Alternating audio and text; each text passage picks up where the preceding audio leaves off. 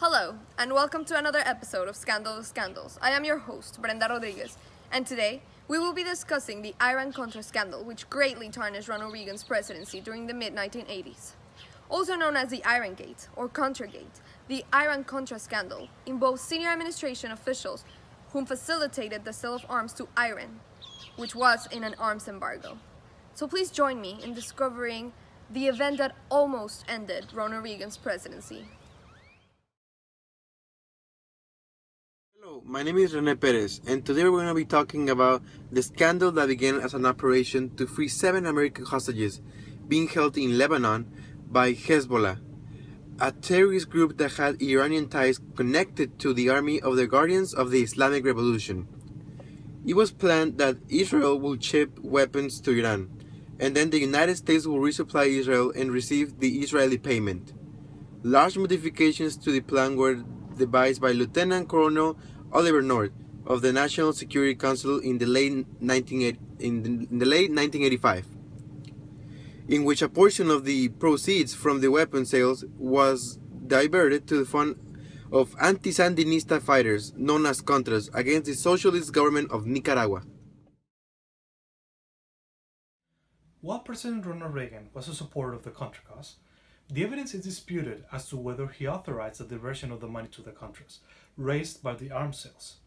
Handwritten notes taken by Defense Secretary Caspar Weinberger on December 7, 1985, indicate that Reagan was aware of potential hostage transfers with Iran, as well as the sale of Hawk and TOW missiles to moderate elements within the country.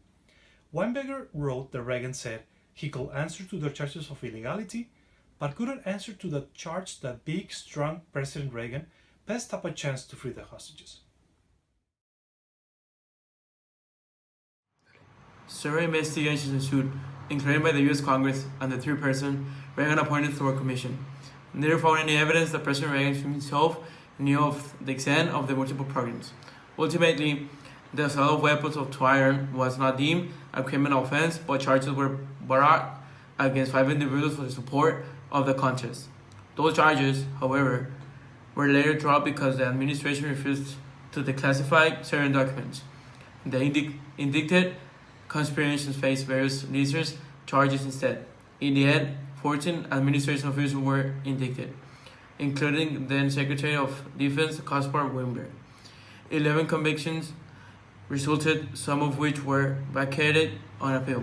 The Iran-Contra affair and the ensuing deception to protect senior administration's officials, including President Reagan, has been cast as an example of prostrate politics. After a leak by Mehdi Hashemi, a senior official in the army of the Guardians of the Islamic Revolution, the Lebanese magazine Al-Shira exposed the arrangement on November 3, 1986. This was the first public report of the weapons for hostages deal. The operation was discovered only after an airlift of guns, which was a plane, was down over Nicaragua. Eugene Hasenfuss, who was captured by Nicaraguan authorities, confessed that he had 2 conspirators with him, which were the name of Max Gomez and Ramon Medina, who worked in the CIA at the time. Strangely, the pilot later said in a press conference again that actually those 2 men actually were not in the deal at all. The scandal was compounded when Oliver North destroyed or hid pertinent documents between November 21st and November 25th of 1986. During North's trial in 1989, his secretary, Von Hall, testified extensively about helping North alter, shred, and remove official United States National Security Council documents from the White House. According to the New York Times, enough documents were put into a government shredder to jam it.